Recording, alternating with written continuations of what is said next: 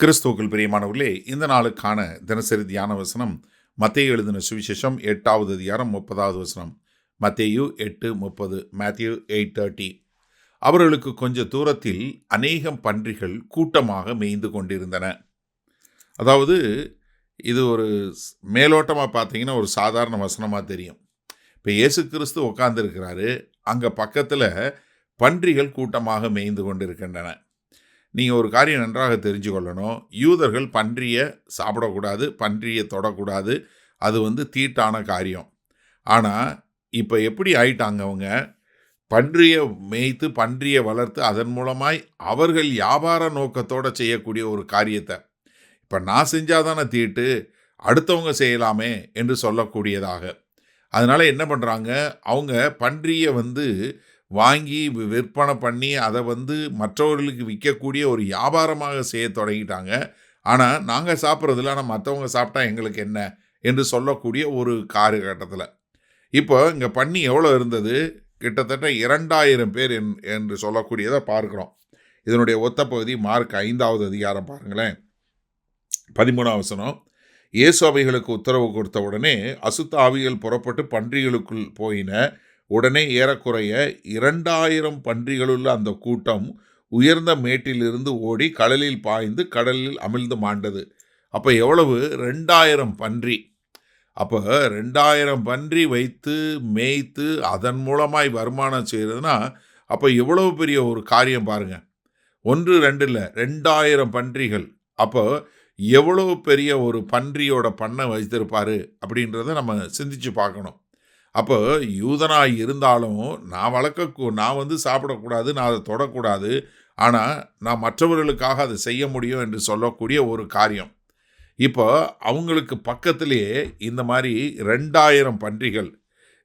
இந்த பிசாசு நீங்கள் யார் அப்படின்னு கேட்கும்போது மார்க் 5வது அதிகாரம் 9வது வசனத்தில், அப்பொழுது அவர் அவனை நோக்கி உன் பேர் என்னவென்று கேட்டார். அதற்கு அவன், நாங்கள் அநேகராய் இருக்கிறபடியால் என் பேர் லேகியோன் என்று சொல்லி. எப்படி?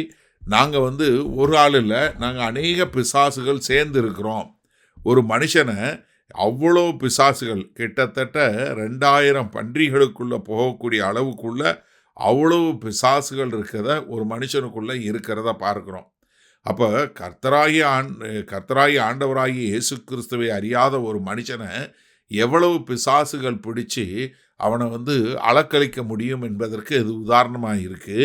அதே சமயத்தில் அங்கே யூதர்கள் வாழக்கூடிய பகுதியில் தீட்டான பன்றிகளை மேய்த்து கொண்டு இருக்கக்கூடிய, கூட்டமாக மேய்ந்து கொண்டு இருக்கக்கூடிய ஒரு சூழ்நிலையும் நம்ம பார்க்கக்கூடியதாக இருக்கிறது. சரி, இந்த நாளில் இந்த வசனத்தை நம்ம எப்படி எடுத்துக்கொள்வது? இன்றைக்கு அநேகர் தவறான தொழிலில் ஈடுபடலாமா அப்படின்னு கேட்கக்கூடிய ஒரு காரியம் உண்டு. ஏன்னா கிறிஸ்தவர்கள் லாட்ரி டிக்கெட் விற்கலாமா, இல்லை கிறிஸ்தவங்க ஒயின் ஷாப் எடுத்து நடத்தலாமா, கிறிஸ்தவங்க பெட்டிங் ஷாப் எடுத்து நடத்தலாமா, சூதாட்டக்கூடிய அந்த இதுக்கு நடத்தலாமா, இப்போ கிறிஸ்தவங்க நைட் கிளப் நடத்தலாமா, இப்படி இது மாதிரி நிறைய கேள்விகள் எங்ககிட்ட கேட்கப்படுவது உண்டு.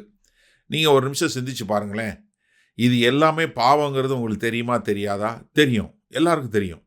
ஏன்னா இப்போ நீங்கள் ஒரு டாஸ்மாக் கடையோ இல்லை ஒரு ஒயின் ஷாப்பு வச்சிங்கன்னா அதை வாங்கி அவங்க குடித்து அவங்க குடும்பம் அழிஞ்சு ஒன்றுமில்லாமல் போகிறாங்கிறது தெரியும்.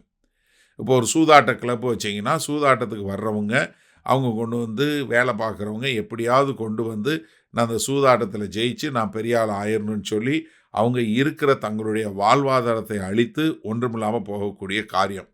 அதே மாதிரி போதைப் பொருள்கள் விற்கிறது பண்ணுறவங்க என்ன, அந்த போதைப் பொருளை வாங்கி அந்த போதைப் பொருள்களுக்கு அடிமைத்தனமாகி அவங்க தங்களுடைய வாழ்க்கையை தொலைத்து போவது, இல்லை ஆபாச படம் எடுத்து நடத்துறது, இப்படி அநேக தொழில்கள் என்ன பண்ணுகிறது, மற்றவர்களை பாவத்தில் கொண்டு போய் அவங்கள வாழ்க்கையில் எழும்ப விடாதபடி செய்யக்கூடிய நிறைய பாவங்கள் உண்டு. சரியா? சரி, இப்போ நான் இந்த பாவம் செய்யலைனே, ஆனால் இந்த பிஸ்னஸை நடத்தலாமா? சிகரெட்டு கடை வைக்கலாமா? ஒயின் ஷாப்பு வைக்கலாமா? இல்லை ஆஃப் லைசன்ஸ் வைக்கலாமா? இப்படி அநேகர் கேட்குறீங்கல்ல. சிந்திச்சு பாருங்களேன். நீங்கள் செய்யாத ஒரு காரியத்தை நீங்கள் மற்றவங்கள செய்ய வைக்கலாமா? அது எந்த வகையில் நியாயம்? அது எந்த வகையில் சரியானது?